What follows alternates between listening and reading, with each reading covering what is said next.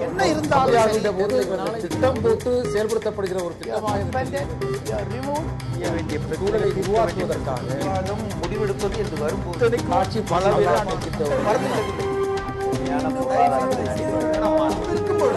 எதிர்த்து பேசிட்டு வணக்கம். நேர்பட பேஸ் நிகழ்ச்சிக்கு உங்களை அன்போடு வரவேற்கிறோம். திமுகவின் பொருளாளரும் சட்டமன்றத்தில் அக்கட்சியின் தலைவருமாக இருக்கக்கூடிய திரு மு.க. ஸ்டாலின் நேற்றைக்கு புதிய தலைமுறைக்கு அளித்த அக்னி பரீட்சை நேர்காணலில் பல்வேறு விஷயங்களை முன்வைத்திருந்தார். அடுத்து வரக்கூடிய சட்டப்பேரவை தேர்தலுக்கு முன்னோட்டமாக திமுக அமைக்க விரும்பக்கூடிய ஒரு கூட்டணி எப்படிப்பட்டதாக இருக்கும் என்பதற்கான சில சமிக்ஞைகளை அவரது பேட்டி வெளிப்படுத்தியது. மதிமுக, பாமக, தேமுதிக போன்ற கட்சிகளை நோக்கி நேசக்கரம் நீட்டுவதாக அவரது பேட்டியில் வாசகங்கள் இடம்பெற்றிருந்தன. பொதுவாக எந்த ஒரு அரசியல் கூட்டணியும் ஒரே நாளில் முடிவாவதில்லை. அதற்கான நகர்வுகள் பல மாதங்களுக்கு முன்னரே தொடங்கி விடுகின்றன. எனவே இன்னமும் சட்டமன்ற தேர்தலுக்கு 1.5 ஆண்டு காலம் இருந்தாலும் கூட இப்போதே அதற்கான நகர்வுகள் முன்னெடுக்கப்படுகின்றனவோ என்று யோசிக்கக்கூடிய அளவிற்கான சில நிகழ்வுகள் நடந்து கொண்டிருக்கின்றன. அது பல்வேறு தரப்புகளில் வெளிப்படுவதை நாம் பார்க்கலாம். அந்த வகையில் பெரிய கட்சிகளை எல்லாம் சேர்த்து தங்களுடைய அணியில் பாமக, தேமுதிக, மதிமுக உள்ளிட்ட கட்சிகளை இணைத்து ஏறத்தாழ எதிர்க்கட்சிகளை ஒருங்கிணைத்து ஒரு மெகா கூட்டணியை அமைப்பதற்கு திமுக முனைப்பு காட்டுகிறதா? அப்படி காட்டக்கூடிய முனைப்புக்கு அந்த கட்சிகள், வேறு கூட்டணியில் இடம்பெற்றிருக்கக்கூடிய அந்த கட்சிகள் உடன்பட்டு வருமா? அப்படி ஒரு கூட்டணி அமையும் பட்சத்தில் அது எத்தகைய அளவிற்கு ஒரு வலிமை வாய்ந்ததாக இருக்கும்? தற்போது 44% அளவிற்கு வலிமை வாய்ந்த வாக்கு வங்கியை வைத்திருக்கக்கூடிய அதிமுகவை அது எந்த அளவிற்கு எதிர்கொள்வதற்கு இந்த போட்டி உதவும் என்கிற பல்வேறு கேள்விகள் நம் முன்னால் இருக்கின்றன. இவை அனைத்தும் ஊகங்கள் என்று மட்டுமே ஒதுக்கிவிட முடியாத சில நிகழ்வுகளை நாம் பார்க்க இருக்கிறோம். அதிமுகவை பொறுத்தவரையிலும் களத்தில் எதிரிகளே இல்லை என்று சொல்கிறது பாரதிய ஜனதா. நாங்கள் தான் மாற்று சக்தி என்று சொல்கிறது. எனவே மும்முனை போட்டி அடுத்து வரக்கூடிய தேர்தலிலே நிச்சயம் இருக்கக்கூடிய சூழ்நிலையில் இந்த பேட்டி எத்தகைய அதிர்வலைகளை ஏற்படுத்த போகிறது? இது திமுக எடுத்திருக்கக்கூடிய ராஜதந்திர நடவடிக்கையா அல்லது அந்த கட்சியின் பலவீனமா? உண்மையில் அப்படி ஒரு கூட்டணியை அமைக்க இயலுமா? நாம் விவாதிக்கலாம். நம்மோடு கவிஞரும் அரசியல் விமர்சகருமான திரு மனுஷபுத்திரன், மதிமுகவின் திரு ஆவடி அந்திரிதாஸ், மூத்த பத்திரிகையாளர் திரு மணி, அதிமுகவின் தலைமை கழக சொற்பொழிவாளர் திரு ஆவடி குமார். வணக்கம். ஒரு மெகா கூட்டணிக்கான முயற்சிகளை அதனுடைய பேட்டி அடிக்கோடிட்டு காட்டிருந்தது. அது எந்த அளவுக்கு சாத்தியம் நினைக்கிறீங்க? மெகா கூட்டணிக்கான ஒரு அடித்தளம் என்பது நம்மளுடைய ஒரு இன்டர்பிரேஷன். நீங்கள் அவரிடம் ஒவ்வொரு கட்சியைச் சேர்ந்தவரை பற்றியும் கேட்கிறீர்கள். ஏன் ஓபி பன்னீர்செல்வத்தை பற்றி கூட கேட்கும்போது அவர் நல்லவர், வல்லவரா என்பதை இனிமேல் தான் அவர் காட்ட வேண்டும் என்று அவர் சொல்கிறார். இப்படி எல்லோரையும் பற்றி சொல்லும்போது ஒரு பாசிட்டிவான ஒரு மனநிலையில் ஸ்டாலின் அதிலே பேசுகிறார். அவர் உண்மையிலேயே ஒரு நெகட்டிவான ஒரு லீடராக எப்போதுமே அவர் இருந்தது கிடையாது. அப்பொழுது ஒவ்வொருவரை பற்றி இருக்கும்போது அவரை பற்றிய சாதகமான எண்ணங்களை மரியாதையோடு சொல்கிறார். முக்கியமாக அதில் அவர் சொல்லக்கூடிய ஒரு கருத்து தான் இதற்கு அடிப்படை. அதாவது பிஜேபியும் காங்கிரசும் சட்டமன்றத்தில் பாராளுமன்றத்தில் நேர் எதிராக இருந்தால் கூட வெளியே வந்து இணக்கமாக பேசிக் கொண்டிருப்பார்கள். அத்தகைய ஒரு அரசியல் பண்பாடு தமிழ்நாட்டிற்கு வர வேண்டும் என்று நான் நினைக்கிறேன் என்று ஒரு பெரிய அரசியல் கட்சியினுடைய தலைவர் இன்றைக்கு சொல்லக்கூடியது என்பதே ரொம்ப ஒரு சாதகமான ஒரு விஷயம். இது அரசியல் கூட்டணியாக மாறலாம் என்று சொன்னால் என்னுடைய தனிப்பட்ட கருத்து அப்படிப்பட்ட ஒரு கூட்டணி அமைவது அவசியம் என்று நான் தனிப்பட்ட முறையில் நினைக்கிறேன். ஆனால் கட்சி பல்வேறு சூழ்நிலைகளையும் பல்வேறு விதமான விஷயங்களை கணக்கில் எடுத்துக்கொண்டு அவர்கள் தான் அதை முடிவு செய்ய வேண்டும். இல்ல, அந்தந்த கட்சிகளும் முடிவு செய்ய வேண்டியது இருக்கிறது. ஒவ்வொரு கட்சியும் தனக்கான அரசியல் நிலைப்பாட்டை எடுக்க வேண்டியிருக்கும். அந்தரிதாஸ், உங்களுடைய பார்வையில் என்ன? வைகோ அவர்களை பற்றி கூட ஒரு பாசிட்டிவாக சொன்னதாக தெரிகிறது. இது இப்படி ஒரு சமிக்ஞையை வைகோ அவர்களுக்கும் திரு ஸ்டாலின் அவர்களுக்குமான இடையிலான இப்படி ஒரு நல்லெண்ண பரிமாற்றத்தை கடந்த காலத்தில் நாம் பார்த்ததில்லை. அந்த வகையில் இந்த நகர்வை மதிமுக எப்படி பார்க்கிறது? திமுகவின் பொருளாளர் திரு ஸ்டாலின் அவர்கள் சொன்னது அவருடைய சொந்த விருப்பம். ஆனால் பொதுவாக ஒரு 1.5 வருடம் இருக்கின்ற அந்த சூழ்நிலையிலே இப்பொழுது இருக்கின்ற மேகங்கள் வடகிழக்கு பருவ மழைக்கான மேகங்கள், தேர்தல் மேகங்கள் சூழ்வதற்கு இன்னும் 1.5 வருடம் இருக்கிறது. இருந்தாலும் அந்த கால ஓட்டத்திலே அரசியல் தட்பவெட்ப சூழ்நிலை, பொதுமக்களுடைய ஓட்டம், எண்ணம் இவற்றையெல்லாம் வைத்துத்தான் தீர்மானிக்க வேண்டியிருக்கிறது. 2 அடிப்படைகளை பொதுவாக தீர்மானிப்பார்கள்.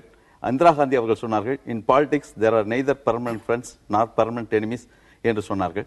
இன்னொன்று, stand with him when he is right, part with him when he goes wrong என்று லிங்கன் அவர்கள் சொன்னார்கள். இந்த 2 அடிப்படையிலே தான் குறைந்தபட்ச கொள்கைகளை வைத்துக் கொண்டு ஒரு கூட்டணி அமைவது என்பது, ஒரு பொது நோக்கத்திற்காக தேர்தலின் போது கூட்டணி அமைவது என்பது பொதுவாக வரவேற்கக்கூடிய ஒன்றுதான். மணி, நீங்க இதை எப்படி பார்க்கிறீங்க? இல்ல, இந்த விவாதமும் இன்றைய பேட்டியும் கிட்டத்தட்ட ஜெயலலிதா வழக்கில் தீர்ப்பு சரியாக 1 மாதம் கழித்து இது வந்திருக்கிறது. இது ஆங்கிலத்தில் சொல்றதுன்னா ஸ்டாலின் ஹஸ் டேஸ்டட் பிளட். அவங்களுக்கு இந்த வாய்ப்பை அவர்கள் நன்றாக புரிந்து கொண்டிருக்கிறார்கள். நீங்க சொன்ன மாதிரி முதல்ல காய் நகர்த்தல்கள் இப்பொழுது துவங்கிவிட்டன. ஒரு மெகா அலைன்ஸுக்கான ஒரு முயற்சியை கண்டிப்பாக திமுக எடுக்கும் என்பதற்கான எல்லா விதமான சமிக்கைகளும் இருக்கின்றன. அவருடைய கடந்த காலத்தை பார்த்தாலும் அப்படித்தான் அவர்கள் வெற்றி பெற்றிருக்கிறார்களா, அதாவது க்ளோஸ் நீட் அலைன்ஸை வச்சு. ஆகவே எல்லாமே அந்த திசையை நோக்கி தான் பயணிப்பதாக எனக்கு தெரிகிறது. அப்படி பார்த்தால் 2001, 2011 2 முறை அதிமுக எதிர்க்கட்சியாக இருந்து ஆட்சியை பிடித்த போதும் இப்படிப்பட்ட ஒரு மெகா கூட்டணி அமைத்ததை நாம் கடந்த காலத்தில் பார்த்திருக்கிறோம். நாம் தொடர்ந்து விவாதிக்கலாம். திரு ஆவடிக்குமார், உங்களுடைய பார்வை இதில் என்ன? ஆவடி அந்தரிதாஸ், மனுஷபுத்திரன் சொல்லக்கூடிய கருத்தை நீங்க எப்படி பார்க்கிறீங்க? அதாவது, இன்றைக்கு இருக்கின்ற அரசியல் சூழ்நிலையில் அத்தியாவசியமான அவர் அதை வெளிப்படுத்த வேண்டிய நிர்பந்தத்தில் இருக்கிறார்ன்றதை என்னால் புரிஞ்சுக்க முடியுது. என்னன்னா, இன்றைக்கு அனைத்திந்திய அண்ணா திராவிட முன்னேற்ற கழகத்தை எதிர்கொள்வதற்கு தனிப்பட்ட எந்த கட்சியாலும் முடியாது, ஒரு கூட்டணியால் தான் முடியும். அந்த கூட்டணியை நாங்கள் தலைமையேற்று நடத்துவோம்ன்றத அந்த செய்தியினுடைய வெளிப்பாடாக நான் பார்க்கிறேன். இப்போ இன்றைக்கு இந்த முயற்சி இன்றைக்கு திமுக புதுசா எடுக்கல. ஏற்கனவே ஏற்காடு தேர்தலில் அதான் செஞ்சாங்க. அவங்க எல்லா கட்சிக்கும் அழைப்பு எங்களை ஆதரிங்க, நாங்க ஆதரிச்சிங்கலாம் தான் நாங்க தலைமையேற்று அனைத்து இந்திய அண்ணா திராவிட முன்னேற்ற கழகத்தை எதிர்க்க முடியும்னு அவங்க கோரிக்கை வச்சாங்க. அந்த கோரிக்கை அதற்கும் இதற்கும் ஒரு வேறுபாட்டை பார்க்கிறேன். அந்த நேரத்தில் அனைத்து இந்திய அண்ணா திராவிட முன்னேற்ற கழகம் ஆளும் கட்சியாக இருந்து தேர்தலை எதிர்கொண்ட நேரத்தில் திமுக காங்கிரசுக்கும் பிஜேபிக்கும் கூட அழைப்பு விடுத்தது. ஏறத்தாழ ஒரு பொது வேட்பாளராக நாங்கள் நிற்கிறோம், எதிர்க்கட்சியின் சார்பிலான பொது வேட்பாளர் என்ற முழக்கத்தை முன்வைத்தார்கள். அதற்கும் இன்றைக்கு விடுக்கக்கூடிய அழைப்புக்குமான வேறுபாட்டை நீங்க இல்லைன்னு சொல்ல முடியுமா? இல்ல, அன்றைக்கு என்ன நிலை எடுத்தார்களோ அந்த நிலையினுடைய நீட்சி தான் இதை நான் பார்க்கிறேன். இன்னும் சொல்ல போனா, அன்றைக்கு பேசுகின்ற போது கூட அவர் எந்த இடத்துலையும் பாரதிய ஜனதா கட்சியோட கூட்டு சேர மாட்டேன்னு சொல்ல, காங்கிரஸோட கூட்டு சேர மாட்டேன்னு சொல்ல. இன்னும் சொல்ல போனா, பாரதிய ஜனதா கட்சியோட திமுக கூட்டு சேர்ந்த இடத்துல 4 இடத்துல ஜெயிச்சாங்க. இப்போ மற்ற கட்சிகளோடு கூட்டு சேர்ந்தப்போ ஒரு இடத்துல தான் ஜெயிக்க முடிஞ்சது. அதனால எங்களோட சேர்றதா அவங்களுக்கு பாதுகாப்புன்ற அளவுக்கு அவருடைய செய்தியில பேச்சில் செய்தி இருந்தது. ஆக இன்றைக்கு திமுக தன்னுடைய பலத்தையும் பலகீனத்தையும் உணர்ந்திருக்கிறது. அவர்கள் தன்னுடைய இலக்கு வெற்றி பெற வேண்டும் என்றால் ஒரு மகா கூட்டணி அமைக்க வேண்டும் என்று விரும்புகிறார்கள். அதற்கான முயற்சியில் அவர்கள் ஈடுபடுகிறார்கள். இதனுடைய செய்தியா நான் பார்க்கிறேன். மனுஷபுத்திரன் அவர்கள்ட்ட போறதுக்கு முன்னாடி மீண்டும் உங்களிடத்திலே கேட்க வேண்டியிருக்கிறது. 2001 அதிமுக எதிர்க்கட்சி. அன்றைக்கு அதிமுக, தமாக, காங்கிரஸ், பாட்டாளி மக்கள் கட்சி, இந்திய கம்யூனிஸ்ட் கட்சி, மார்க்சிஸ்ட் கம்யூனிஸ்ட் கட்சி, விடுதலை சிறுத்தைகள், அத்துடன் மனிதநேய மக்கள் கட்சி, இவ்வளவு கட்சிகளை சேர்த்த ஒரு கூட்டணியை, மதச்சார்பற்ற கூட்டணின்னு மூப்பனார் முன்னின்று நடத்தின கூட்டணி, அவ்வளவு பெரிய கட்சிகளை ஒன்று சேர்த்து 141 இடத்துல மட்டுமே அதிமுக நிற்கிற நிலைமையில கூட அப்படி ஒரு கூட்டணியை அமைச்சிங்க. அன்றைக்கு காரணம் திமுக ஆட்சியை அகற்றணும்னு. அதே மாதிரி 2011 நீங்க மீண்டும் ஆட்சியை பிடித்த போதும் கூட அதிமுக, தேமுதிக, 2 கம்யூனிஸ்ட் கட்சிகள், புதிய தமிழகம், மனிதநேய மக்கள் கட்சி, ஃபார்வர்ட் பிளாக், சேதுராமன் கட்சி, இவ்வளவு கட்சிகளை ஒருங்கிணைத்து தான், தனியரசு கட்சி வரையிலும் ஒருங்கிணைத்து தான் நீங்களும் வெற்றி பெற்றிருக்கீங்க. அப்போ ஒரு எதிர்க்கட்சியாக இருக்கும்போது ஆளும் கட்சியை வீட்டுக்கு அனுப்ப வேண்டும் அல்லது அவர்களை எதிர்கொள்ள வேண்டும் நினைக்கிறப்ப ஒரு கூட்டணி அமைப்பது என்பது அவங்களுடைய பலத்தை காட்டல, வெறும் பலவீனத்தை மட்டும்தான் காட்டுதுன்னு சொல்ல முடியுமா? இல்ல, அன்றைக்கு இருந்த சூழல் வேற. இன்றைக்கு இந்த நாடாளுமன்ற தேர்தலுக்கு முன்னால் நாங்கள் எடுத்த முடிவு, எந்த கட்சியோடும் கூட்டணி இல்லை, எந்த கட்சியும் எதிர்பார்த்தோ அல்லது நம்பியோ தேர்தல் களத்துக்கு நாங்கள் போக போவதில்லை என்றது உறுதியாக முடிவு எடுத்தோம். அதனால இன்னைக்கு தமிழ்நாட்டில் ஒரு தனியார் தேர்தலை சந்திக்கக்கூடிய பலமான சக்தியாக அனைத்து இந்திய அண்ணா திராவிட முன்னேற்ற கழகம் மட்டுமே தன்னை நிரூபித்திருக்கிறது. அந்த வகையில் நாங்கள் எங்களுடைய பயணத்தை தொடர்கிறோம். எங்களை போல அவர்கள் மற்ற கட்சிகள் இன்றைக்கு ஒரு நிலையை எடுக்க முடியாத பலகீனத்தில் இருக்கின்ற காரணத்தால் அவர்கள் கூட்டணியை தேடிக்கொண்டிருக்கிறார்கள். அது அவர்களுடைய முயற்சி, அவருடைய விருப்பம். எங்களை பொறுத்தளவில் எங்களை எதிர்கொள்வதற்கு யார் என்பதை விட எந்த கூட்டணி இன்றைக்கு அதை எதிர்கொள்ள முடியும் என்ற நிலையில் இன்றைக்கு எதிர்க்கட்சிகள் பலகீனப்பட்டிருக்கிறது. அதுதான் எங்களுடைய பொதுச் செயலாளர் புரட்சித் தலைவி அம்மா அவர்கள் சொன்னார்கள், எங்களுக்கு எதிரில் யாருமே இல்லை, மக்கள் மட்டும்தான் இருக்கிறார்கள், மக்களோடு நாங்கள் இருக்கிறோம், மக்களுக்காக உழைக்கிறோம், மக்கள் எங்களை நம்புகிறார்கள், நாங்கள் மக்களோடு இருக்கின்ற காரணத்தால் எங்களுக்கு வேறு கூட்டணியோ கட்சியோ தேவையில்லை என்று சொன்னார். அதிமுக பலம் பொருந்திய கட்சியாக இருக்கிறது அப்படின்ற வாதத்தை திரு ஆவடிக்குமார் முன்வைக்கிறார். அதை எதிர்கொள்றதுக்கு எதிர்கட்சிகளுக்கு தனித்தனியே நின்றால் அவர்களால் எதிர்கொள்ள முடியாது, அதனால கூட்டணி பார்க்கறாங்க, அது பலவீனம் சொல்றார். எனக்கு இன்னொரு கேள்வி எழக்கூடியது, தமிழ்நாட்டில் இருதுருவ அரசியலை தான் கடந்த 40 ஆண்டு காலம் பார்க்கிறோம். அதிமுக ஆட்சிக்கு போனால் திமுக இப்படி மாறி மாறி வருவதை பார்க்கிறோம். இவர்கள் வேண்டாம் என்றால் அவர்களுக்கு போடுவதை பார்க்கிறோம். ஒரு 24-25% வாக்குகளை வைத்திருக்கிற ஒரு கட்சி சிறிய கட்சிகளுக்கு இப்போதே தனக்கான நல்லெண்ண சமிக்கையை இப்போதே காட்ட வேண்டுமா? அவர் முன்கை எடுக்க வேண்டியது சிறிய கட்சிகள் அல்லவா? பெரிய கட்சி இப்படி எடுக்குதுனாலே அது அவங்களுடைய பலவீனத்தை காட்டுதுன்னு பொருள் இல்லையா? நிச்சயமாக இல்லை. ஏன்னு கேட்டீங்கன்னா, இப்ப மாறி இருக்கக்கூடிய ஒரு அரசியல் சூழலில் தமிழகத்தில் சில புதிய சக்திகள் காலூன்றுவதற்கு முயற்சி செய்கின்றன. குறிப்பாக இன்றைக்கு பிஜேபி போன்ற கட்சிகள் மத்தியில் தங்கள் இருக்கக்கூடிய அதிகாரத்தையும் செல்வாக்கையும் வைத்துக்கொண்டு தமிழகத்தில் தாங்கள் இது போன்ற கட்சிகளை இணைத்துக் கொண்டு தங்கள் செல்வாக்கை வளர்க்கலாம் என்கிற ஒரு எண்ணம் அவர்களுக்கு இருக்கிறது. அப்படிப்பட்ட சூழ்நிலையில் கடந்த பாராளுமன்ற தேர்தலில் என்ன நடந்தது என்று சொன்னால், இந்த ஒரு 3வது அணியாக இந்த சிறிய கட்சிகள் பிஜேபியின் தலைமையில் இணைந்ததன் மூலமாக இந்த 2 கட்சிகள் யாரோ ஒருவருக்கு பாதிப்பை ஏற்படுத்தக்கூடிய அளவில் தான் இந்த கட்சிகள் இந்த தேர்தல் செயல்பட்டனவே ஒழிய அதில் இருந்த மதிமுகவோ தேமுதிகவோ யாருமே ஆதாயமடையவில்லை. இதுதான் உண்மை. அப்படிப்பட்ட ஒரு சூழ்நிலையில் இந்த கட்சிகள் யதார்த்தத்தில் ஒரு விஷயத்தை புரிந்து கொண்டிருக்கின்றன. அதாவது திமுகவை பொறுத்த வரைக்கும் அவர்கள் கற்பனையில் இருக்கக்கூடிய ஒரு அரசியல் கட்சி அல்ல. தங்களுடைய யதார்த்தம் என்ன, தாங்கள் ஒரு தேர்தலை எப்படி எதிர்கொள்ள வேண்டும் என்று அவர்களுக்கு ஒரு நீண்ட நடைமுறை திட்டம் இருந்திருக்கிறது. அந்த அடிப்படையில் தான் கடந்த காலத்திலும் ஒரு கூட்டணியில் அமைத்திருக்கிறார்கள். இந்த சிறிய கட்சிகளுக்குமே கூட ஒன்று அதிமுகவுடன் இருக்க வேண்டும், இல்லாவிட்டால் திமுகவுடன் இருக்க வேண்டும். பிஜேபி போன்ற கட்சிகளை ஒரு 3வது சக்தியாக நினைத்து இங்கே இறங்குவதன் மூலமாக அவர்கள் தங்களுக்கு எந்த விதமான பிரதிநிதித்துவத்தையும் பெற முடியாது. அதனுடைய பெனிஃபிட் ஒன்று அதிமுகவுக்கு போகும், இல்லைன்னா திமுகவுக்கு போகும். கடந்த தேர்தலில் அதிமுகவுக்கு போச்சு. இந்த நிலையில இந்த சிறிய கட்சிகளுமே மனமு வந்து இன்றைக்கு பல கட்சிகள் அதிமுகவுக்கு எதிரான ஒரு மனநிலையில் இருப்பதால் அவர்களுக்கும் திமுகவோடு வருவது என்பது ஒரு லகுவான விஷயம். திமுகவுக்கும் அந்த ஆதரவு என்பது அது தன்னை மேலும் வலிமைப்படுத்திக் கொள்வதற்கு பயன்படும் என்கிற அளவில் இது உண்மையிலேயே மிக தெளிவான ஒரு அரசியல் நிலை என்றுதான் நான் பார்க்கிறேன். இதுல பலவீனத்துக்கு வேலையே இல்லை. இன்னொன்னு, இப்படிப்பட்ட ஒரு கூட்டணியை திமுக ஏதோ இந்திய வரலாற்றில் முதல்ல அமைக்கல வந்து நீங்களே விரிவாக சொன்ன மாதிரி இந்த 2 திராவிட கட்சிகளுமே கடந்த காலத்தில் இது போன்ற கூட்டணிகளை மாறி மாறி அமைத்து வந்திருக்கின்றன. அப்படிப்பட்ட ஒரு சூழ்நிலையில் இது ஒரு விசேஷமான சூழலும் அல்ல. இன்னொன்று, இந்த 43% என்பதை ஏதோ அப்சல்யூட்டா என்னைக்குமே அதிமுக இந்த பொசிஷன்ல இருந்த மாதிரியும் அவர்கள் ஒரு கற்பனையில் இருக்கிறார்கள். எங்களுக்கு எதிரிகளே யாரும் இல்லை என்று திரும்ப திரும்ப சொல்கிறார்கள். இது உண்மையிலேயே இது அடுத்து வரப்போகிற தேர்தல் என்பது வேறொரு யதார்த்தத்தை அவர்களுக்கு காட்டும் என்பதுதான் உண்மை. இது உங்க ஆசையை சொல்றீங்கன்னு எடுத்துக்கலாம். எந்த கட்சியுமே இல்லை என்று சொன்னாலும் கூட வெற்றி மீது வெற்றி வந்து எங்களை சேரும் என்று நம்பிக்கையோடு ஆவடிக்குமார் அவர்கள் பேசினார்கள். நம்மை ஜெயிக்க யாரும் இல்லை என்று சொல்வது ஆணவம். ஆனால் மற்றவர்களை ஜெயிக்க நாம் இருக்கிறோம் என்பது தான் நம்பிக்கை. அந்த நம்பிக்கையோடு பல கட்சிகள் சிறிய கட்சிகளாக இருந்தாலும் நம்பிக்கையோடு களத்தில் நிற்கின்றன. ஆனால் 7வது முறையாக பொதுச் செயலாளராக பதவியேற்ற திரு அம்மையார் அவர்கள் ஆகஸ்ட் 29ஆம் தேதி பேசிய பேச்சு இருக்கிறது. களத்திலே எதிரிகளையே காணோம், நம்மை ஜெயிக்க யாரும் இல்லை, எங்கள் பகைவர் எங்கோ மறைந்தார் என்று புரட்சி கவிஞர் பாரதாசனுடைய வழிகளை உள்டா போட்டு அவன்றைக்கு பேசிய பேச்சு என்பது அவருக்கு இன்னொன்றையும் நாம் ஞாபகப்படுத்த விடுகிறோம். இதே இயக்கம் தான் இன்றைக்கு 44% வைத்திருக்கின்ற இந்த இயக்கம் தான் பர்கூரிலையும் காங்கேயத்திலையும் அந்த அம்மையார் வேட்பாளராக நின்று தோற்று போனார்.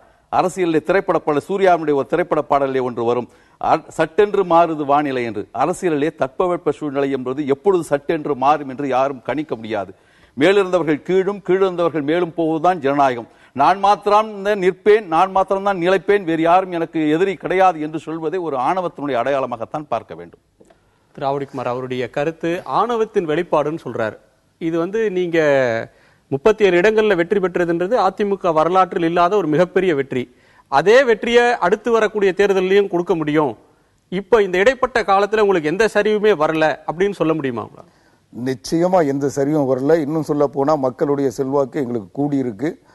அதை எங்களால் தேர்தலில் நிரூபிக்க முடியும். மற்றவர்கள் நினைப்பதை போல அனைத்து இந்திய அண்ணா திராவிட முன்னேற்ற கழகம் ஆணவமா இல்லை. எங்களுக்கு மக்கள் ஆதரவு இருக்கு, மக்கள் சக்தி இருக்கு, மக்களோடு நாங்கள் இருக்கிறோம், எங்களோடு மக்கள் இருக்கிறார்கள். மற்ற கட்சிகளுக்கு மக்கள் ஆதரவு இல்லை என்பதை தான் அவர்களுடைய இன்றைக்கு கூட்டணி முயற்சிகள் காட்டிக் கொண்டிருக்கின்றன. எனவே நாங்கள் சரியான பாதையில் போகிறோம், சரியான மக்கள் ஆதரவோடு இருக்கிறோம். அதனால எங்களுக்கு எந்த மற்ற கட்சிகளை இப்ப நம்பி நிற்க வேண்டிய அல்லது போட்டியிட வேண்டிய அல்லது காத்திருக்க வேண்டிய அவசியம் அனைத்து இந்திய அண்ணா திராவிட முன்னேற்ற கழகத்திற்கு இல்லை. வெற்றி தோல்வி என்பது கடந்த காலத்துல மக்கள் ஆதரவு இல்லாதனால அதிமுக கூட்டணி அமைச்சதா மத்தவங்களோட? இப்பதான் முதல் முறையா உங்களுக்கு மக்கள் ஆதரவு கிடைச்சிருக்கா? கடந்த கால கூட்டணிகள் மக்கள் ஆதரவு இல்லாத நிலையில அமைச்ச கூட்டணியா நான் கேட்க விரும்புறேன். அதாவது இதுவரை 1967க்கு பிறகு தமிழ்நாட்டு அரசியல் சூழல் என்பது தனித்து ஒரு கட்சி போட்டியிட முடியாது என்ற ஒரு கற்பனையில் இருந்தார்கள். அது அந்த மாய தோற்றத்துக்கு எல்லா கட்சியிலும் பலியா இருந்தது. அதை முதலாக இந்த நாடாளுமன்ற தேர்தலில் அனைத்து இந்திய அண்ணா திராவிட முன்னேற்ற கழகம் முறியடித்திருக்கிறது. எனவே எங்களுடைய சக்தி என்னவோ, எங்களுக்கு எந்த வகையான மக்கள் ஆதரவு இருக்கிறதோ அதை வைத்து நாங்கள் ஆட்சி நடத்த விரும்புகிறோம், கட்சி நடத்த விரும்புகிறோம். இன்னும் சொல்ல போனால் கடந்த சட்டமன்ற தேர்தலில் நாங்கள் அமைத்த கூட்டணி எங்களுக்கு கற்பித்த பாடம் எங்களை அந்த நிலைக்கு கொண்டு வந்திருக்கிறது. இல்ல, உங்கள்கிட்ட அந்த பாடத்திலிருந்து தான் சில கேள்விகளை கேட்க வேண்டியிருக்கிறது. நீங்க சொல்றீங்க இந்த 37 இடங்களை வெற்றி பெற்ற இந்த முயற்சி, தனித்து போட்டியிடக்கூடிய முயற்சி என்பது யாருமே அஞ்சின ஒன்று நாங்க பண்ணோம்ன்றீங்க. ஆளும் கட்சியாக இருக்கும்போது அப்படிப்பட்ட ஒரு முயற்சியை நீங்க எடுக்கிறீங்க. இன்றைக்கு ஆளும் கட்சியாக சட்டமன்றத்தில் இருக்கிறோம், மாநிலத்தில் ஆளும் கட்சி. அதனால மத்தியில நமக்கு ஆட்சி வந்தாலும் வராவிட்டாலும் இழப்பு ஒன்றுமில்லை. ஆனால் சட்டமன்ற தேர்தல் வரும்போது விஜயகாந்த் எவ்வளவு முரண்டு பிடித்தாலும், எவ்வளவு நேரம் அவர் காலதாமதப்படுத்தினாலும், மூப்பனார் இருந்த காலத்தில் அவர் எவ்வளவு தாமதப்படுத்தினாலும் காத்திருந்து பொறுமையாக இருந்து கூட்டணி அறிவிக்கிற காட்சியை தான் கடந்த காலத்தில் பார்க்கிறோம். எதிர்கட்சியாக இருக்கும்போது ஒரு நிலையும் ஆளும் கட்சியாக இருக்கும்போது ஒரு நிலையும் எடுக்கிறீங்க. 3 ஆண்டுல உங்களுடைய செல்வாக்கு அபரிமிதமாக வளர்ந்துருச்சு அப்படின்னு நீங்க நினைக்கிறீங்க அப்படின்னு சொல்லலாமா? இல்ல, நாங்க எதிர்கட்சிகள் இருந்த நேரத்தில் எங்களோடு அந்த பல்வேறு பிரச்சனைகளில் எங்களுக்கு அணுக்கமாக இருந்த கட்சிகள் அவர்கள் ஒரு கூட்டாக போராட்டங்கள் நடத்தினோம், கூட்டாக இயங்கினோம். அப்படிப்பட்ட நேரத்தில் இருந்த கட்சிகள் தேர்தல் நேரத்தில் எங்களுக்கு வாய்ப்புகளை கேட்கின்ற பொழுது அவர்களுக்கு அந்த வாய்ப்பை தர வேண்டும் என்பதற்காக சில உடன்பாடுகளுக்கு வர வேண்டியிருந்தது. ஆனால் அந்த நிலையிலிருந்து மாறி அவர்கள் வெற்றி பெற்றதற்கு பிறகு அவர்களுடைய போக்கு என்பது அவர்கள் ஏதோ அவர்களுடைய தயவில் அனைத்து இந்திய அண்ணா திராவிட முன்னேற்ற கழகம் வென்றதை போன்ற ஒரு தோற்றம் உருவானதற்கு பிறகு அது யாருக்கு யார் ஆதரவு தந்தார்கள் அல்லது யாரால் யார் வெற்றி பெற்றார்கள் என்பதை நிரூபிக்க வேண்டிய நிலை எங்களுக்கு தேவைப்பட்டது. அதனால தான் நாங்கள் தைரியமா மக்கள் ஆதரவு இருக்கா இல்லையான்றது ஒரு பரிட்சார்த்த முறையில் அதில் நாங்கள் முயற்சியில் ஈடுபட்டோம், அதில் வெற்றி பெற்றோம். ஆக எங்களுடைய நிலை எங்களுக்கு தெரிஞ்சு போச்சு. நாங்கள் எங்களுக்கு வந்த ஒவ்வொரு வாக்கும் அது எங்களுக்காக வந்த வாக்கு. அதனால எங்களுக்கு மக்களுடைய ஆதரவு இருக்குன்னு தெரிஞ்சது. அதை தக்க வைக்கிறதுக்கான முயற்சியில் நாங்கள் ஈடுபட்டோம், அதை ஈடுபட்டு இன்னைக்கு எங்களுக்கு இன்னும் சொல்ல போனா அதுக்கு பிறகு எங்களுடைய நிலையை மக்கள் ஏற்றுக்கொண்டு அதற்கு ஆதரவை அதிகமாக தந்து கொண்டிருக்கிறார்கள். எனவே எந்த நிலையிலும் நாங்கள் இன்னொருவர் தயவு எங்களுக்கு தேவையில்லை. எங்களுடைய தயவில் வெற்றி பெற்றுவிட்டு எங்களை ஏய்க்க நினைக்கின்றவர்களுக்கு நாங்கள் இடம் தரக்கூடாது என்பதை உறுதியாக இருக்கு. ஒரே ஒரு சின்ன கேள்வி மட்டும். சரி, தேமுதிக அல்லது விஜயகாந்த் இவங்களோட முரண்பட்டாரு, இவங்களோட சண்டை போட்டாரு. கம்யூனிஸ்டுகள் என்ன பாவம் பண்ணாங்க? மதிமுக என்ன பாவம் பண்ணிச்சு? எவ்வளவோ இணக்கமா தானே இருந்தாங்க. கடைசி நேரத்தில் அவங்களெல்லாம் ஏன் கழட்டி விட்டாங்க? அதிமுகவை பொறுத்த வரைக்கும் கூட்டணி கட்சிகளை ஒரு கருவேப்பிலையை போல ஒரு கிள்ளுக்கரையாக பயன்படுத்துவது அவர்களுடைய அணுகுமுறை. இதைத்தான் அவர்கள் தொடர்ந்து செய்து வந்திருக்கிறார்கள். அப்படி இருக்க கூட்டணி கட்சிகளை அவமானப்படுத்துவது மட்டும்தான் அவர்களுடைய அரசியல். அதனால் இவர் ஏதோ விஜயகாந்த் சண்டை போட்டு போனாரா அதனால விட்டுட்டோங்கிறதெல்லாம் இல்ல. அவர்கள் தேவைப்பட்டால் வைத்துக் கொள்வார்கள். யார் பேரையும் சொல்லல, எந்த கட்சியும் தனிப்பட்ட முறையில் சொல்லல. இன்னும் சொல்ல போனால் உரிய மரியாதை தந்ததால் தான் நாடாளுமன்ற மாநிலங்களவை தேர்தல் வருகின்ற பொழுது இரண்டு கட்சிகள் ஒரு இடத்தை ஒரே ஒரு விஷயத்தை மட்டும் சொல்லுங்க. ஒரே ஒரு விஷயத்தை சொல்லுங்க. நீங்க மதிப்பு கொடுத்தோம் அப்படின்லாம் சொல்றீங்க.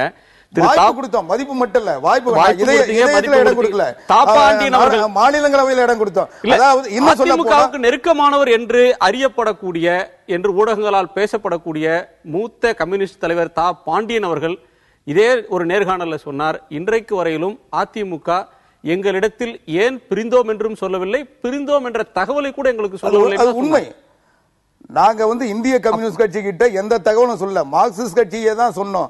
அவங்க மார்க்சிஸ்ட் கட்சி அவங்கள ராங்க வழிகாட்டி கூட்டிட்டு போயிட்டாங்க. அவங்க எங்க கிட்ட பேசவும் இல்லை, நாங்க போறோம்னு சொல்லல, நீங்க போங்கன்னு சொல்லல. மார்க்சிஸ்ட் கட்சிக்கு தான் நட்பா இருந்தோம், நீங்க கேட்கிற இடம் தர முடியாது, அதனால நீங்க நட்பாவே பிரிஞ்சிருவோம்னு சொன்னோம். நண்பர்களாக பிரிகிற உரிமையை கூட நீங்க இந்திய கம்யூனிஸ்ட் கட்சிக்கு தரல. அவங்க கேட்கல, மார்க்சிஸ்ட் கட்சி தான் கேட்டாங்க. அதுக்கு முன்ன அந்த சூழ்நிலையில நாங்க 15 நாளா வெயிட் பண்ணிட்டு இருக்கோம். அவங்க பட்டியலை போட்டுட்டு பிரச்சாரத்தை தொடங்கிட்டாங்க. இன்னும் எங்களுக்கு பதில் சொல்லன்னு அவங்க தான் சொன்னாங்க. சொன்னதுக்கு அவங்க உரிய பதில சொன்னோம். ஆனா இந்திய கம்யூனிஸ்ட் கட்சி அவங்களுக்கு சொன்ன பதில் எனக்கும் பொருந்தும்னு அவங்க போனாங்களே ஒழிய நாங்க அனுப்பல. நாங்க அவங்களை உரிய மரியாதையோட தான் நடத்தணும். அவர்களுக்கு எதிர்பார்த்திருந்தா அவங்களுக்கு இடம் கிடைச்சிருக்குமா இல்ல பிரச்சாரம் செய்யற வாய்ப்பு மட்டும் கிடைச்சிருக்குமான்றது ஒரு கேள்வி. திரு மணி ஆவடிக்குமார் அவர்கள் சொல்லக்கூடிய நிச்சயமா அவங்களுக்கு மாநிலங்களவையில இடம் கொடுத்தோம். அதே மாதிரி அவங்க எந்த இடத்தை வச்சிருந்தாங்களோ அந்த ஒரு இடத்தை திருப்பி தரதாக நாங்க சொல்லி இருந்தோம். அதை தரத்துக்கு தயாரா இருந்தோம். ஆனால் அவங்க இன்னைக்கு அவங்களுடைய நிலையை இன்னைக்கு தான் புரிஞ்சுக்கிட்டு இருக்காங்க. 0.5% வாக்குகளை வைத்துக் கொண்டு அவங்க ஒரு பெரிய உங்க வார்த்தையிலிருந்து புரிஞ்சு கொள்றது இந்திய கம்யூனிஸ்ட் கட்சி நீங்க கொடுக்கிற வாய்ப்பை புரிந்து கொள்ளாம அவசரப்பட்டு கூட்டணியிலிருந்து வெளியேறிட்டாங்க. மார்க்சிஸ்ட் கட்சி அவங்களை தவறா வழி நடத்துறாங்கன்னு என்னுடைய பார்வை. மார்க்சிஸ்ட் வழி நடத்தினாங்க. இந்திய கம்யூனிஸ்ட் கட்சியை பொறுத்தவரை தவறா வெளியே போயிட்டாங்க. அனைத்து இந்திய அண்ணா திராவிட முன்னேற்ற கழகத்தில் எந்த பேச்சுவார்த்தையிலும் முறிவு ஏற்படல, எந்த உடன்பாட்டிலையும் குறை வரல. அவங்க எங்களோட பேசவும் இல்லை. அவங்க பேசிட்டு இருந்த வரைக்கும் அவங்க பதிலும் சொல்லல. மார்க்சிஸ்ட் கட்சிக்கு சொன்ன உடனே இவங்க அவங்களோட சேர்ந்து அவங்களுக்கு ஒரு ஆதரவு. மார்க்சிஸ்ட் கட்சி எப்பவுமே மணி இந்த பேச்சுவார்த்தைகள் எல்லாம் நீங்க எப்படி பார்க்கறீங்க? நீங்களும் நிறைய தேர்தல் கூட்டணி பேச்சுவார்த்தைகள் பார்த்திருக்கீங்க. இது முடிஞ்சு போன விஷயம். இதை பேசுறதே எனக்கு நகைச்சுவையா தான் இருக்குது. 0.5%ன்றாரு. நான் சிபிஐக்கு சொல்லல, சிபிஎம்க்கு தான் சொன்னாங்க, அவங்க வழி நடத்திட்டாங்கன்றாங்க. நான் அந்த காலகட்டத்தில் அவரோட ஜிஆரோடையும் இருந்தேன், தாப்பாவோடையும் இருந்தேன். நான் தெரியும் என்ன நடந்தது. வேணாம், அதை இப்ப பேச வேணாம். இப்ப நம்ம எடுத்திருக்க டாபிக்கை பத்தி பேசுறோம்னா, நேற்று உங்களுடைய டிவியில கூடிய அந்த ஸ்டாலினோட பேட்டியும் அதுவும் பார்க்கும் பொழுது எனக்கு என்ன படுதுன்னா வழக்கமாக எப்பயுமே கலைஞர் அந்த ஆப்பர்ச்சுனிட்டியை நல்லா அவர் யூஸ் பண்ணிக்கிட்டு அவர் மேல முன்னெடுத்துட்டு போவார். அவர் இன்னைக்கு ஸ்டாலின் மேல வைக்கப்பட்ட குற்றச்சாட்டு என்பது கடந்த தேர்தலில் யாருடனும் கூட்டணி இல்லாமல் அவர் தனியா திமுக நிக்கிறதுக்கு அவர் தான் ஒரு இன்க்ளூசிவா இல்லாம கலைஞர் மாதிரி அவர் இருந்தாருன்ற குற்றச்சாட்டு இருந்தது. நேற்றைய அக்னி பரீட்சை மூலமாக என்ன தெரிய வந்திருக்குன்னா, அவரும் ஒரு இன்க்ளூசிவ் பர்சனாக உருவாகி இருக்கிறார் என்ற ஒரு கருத்தோட்டம் வந்திருக்கிறது. அதற்கு என்ன நிர்பந்தங்கள் இருந்தாலும் அது வேற வழியும் இல்லை அவருக்கு. ஏன்னா இப்போ அவங்க நான் ஏற்கனவே சொன்ன மாதிரி இந்த தீர்ப்பு வந்த பிறகு இந்த 1 மாத காலத்தில் அவர்களுக்கு இருக்கக்கூடிய வாய்ப்புகள் நன்றாக அவர்கள் கண் முன்னால் தெரிகிறது. அதை நீங்கள் பயன்படுத்த வேண்டும் என்றால் யாருமே அதிமுகவோ திமுகவோ நண்பர் குமார் சொன்ன மாதிரி தனியா நின்று ஆட்சியை பிடிச்சதே கிடையாது. இந்த ஒரு மக்களவை தேர்தலில் அதிமுகவின் 37 இடங்களை பெற்ற வெற்றியை தவிர்த்து விட்டு பார்த்தோம் என்றால், குறிப்பாக சட்டமன்ற தேர்தல்களில் நீங்க ஒரு மெகா அலைன்ஸ் ஃபார்ம் பண்ணி தான் நீங்க கொண்டு வந்திருக்கீங்க. உதாரணத்துக்கு 96 and 2006 கலைஞர் எப்படி ஒரு க்ளோஸ் நிட் அலைன்ஸ் ஃபார்ம் பண்ணாரு நமக்கு தெரியும். அதற்கான ஒரு முதல் படியா தான் அவர் நேற்று அவர் நிறைய விஷயங்களை பேசியிருக்காரு. உங்களோட பேட்டியில் அவர் பார்க்கும்போது அவர் வைகோ பத்தி பேசுறாரு. இது வரைக்கும் எனக்கு தெரிஞ்சு வைகோ பத்தி எல்லாம் அவர் இந்த அளவுக்கு ஒரு பாசிட்டிவா பேசினதெல்லாம் தெரியல எனக்கு. அதுமாதிரி விஜயகாந்தை பத்தி பேசுறாரு, ராமதாஸை பத்தி பேசுறாரு. அவர் ஒரு ஒரு ஒரு ஒரு ஒரு ட்ரையல் பலூன் மாதிரி இதை விட்டுருக்காருன்னு கூட எனக்கு தெரியுது. இந்த மெசேஜ் யாருக்கு போய் சேருமோ அவங்களுக்கு போய் கண்டிப்பா சேர்ந்திருக்கும். சரி, எந்தெந்த கட்சிகளுக்கு சேருமோ அவர்களுக்கு சேர்ந்திருக்கும். ஒரு இடைவேளைக்கு பிறகு விவாதிக்கலாம். ஒரு சிறிய இடைவேளைக்கு பிறகு நேர்பட பேசி தொடரும். திட்டம் போட்டு செயல்படுத்தப்படுகிற ஒரு திட்டமாக சூழலை உருவாக்குவதற்காக முடிவெடுப்பது என்று வரும்போது ஆட்சி பல